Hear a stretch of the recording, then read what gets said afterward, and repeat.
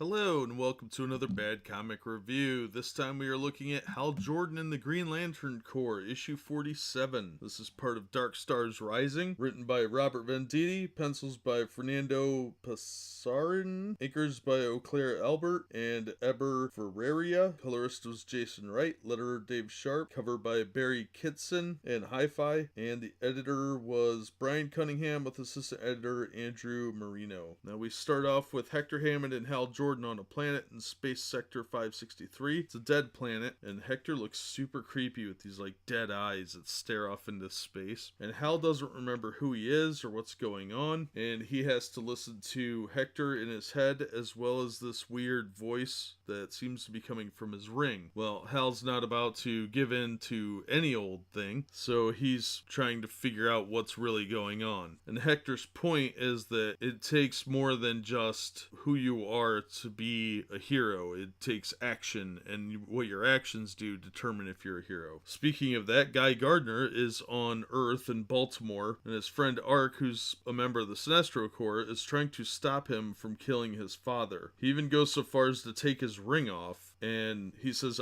I was a criminal once before you taught me that I could have a second chance. That's why we're friends. Guy has to make the decision of whether or not he's going to hurt his friend, and his willpower is going to determine that. And Kyle Rayner manages to get out of New Genesis with some help from the person he came to see, and everybody is heading back to Mogo. And Kilowog's been left in charge back at Mogo, speaking of which, and he is trying to make decisions. The Guardians are mad that the Earthmen are gone. Kilowog says, hey, give the Earthers a chance. And of course we know that Earthmen are awesome, so they are doing what they can, but now there's a new problem that the Darkstars are surrounding the planet. And that's where we end this issue. And you know what? This was great advancement of the story. There was some action between Ark and Guy Gardner, and then we also had Hal Jordan having his kind of mental crisis, and we learn that this is the planet that he forged his ring on out of his own willpower, which no one's ever done before, unless you want to count Alan Scott, who forged his ring out of a piece of a lantern, but we're gonna overlook that for the sake of story, I guess. And overall, it was a fantastic story. It was a great part of the story. Not gonna make much sense on its own, but there are elements here to be enjoyed as an independent issue. Honestly, though, you're really going to want to get the previous parts of the story for this to really make complete sense, but you can get something out of it with just what you've got here. So definitely a great addition to the storyline and a decent issue on its own. I thought the art was good. The way Hector Hammond was drawn was really weird, and it worked really well. It made it kind of creepy, kind of an odd guy, but definitely a good issue, and I would absolutely recommend it. So if you get a chance to pick it up, this whole storyline's been great so far, and I'm really looking forward to reading the next issues. I thought it was a lot of fun, and I'm really liking Venditti's work. I'd like to see some more work from him in the future, and hopefully he'll keep doing good stories. But that'll do it for me. As always, thank you so much for listening and supporting the channel. If you liked the video, hit the thumbs up and consider subscribing so you don't miss future reviews. And if you want to support the channel, Patreon links are on the About page and in the description. And we hope to see you on the next one.